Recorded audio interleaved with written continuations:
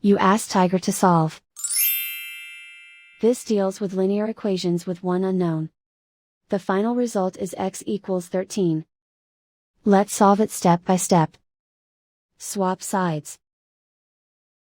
Group all constants on the right side of the equation. Add 12 to both sides.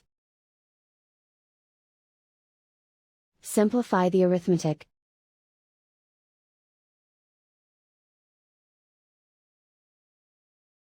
Isolate the x. Divide both sides by -6. Cancel out the negatives.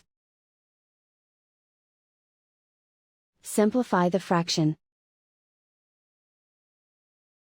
Cancel out the negatives.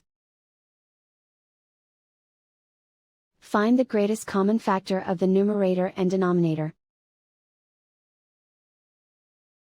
Factor out and cancel the greatest common factor.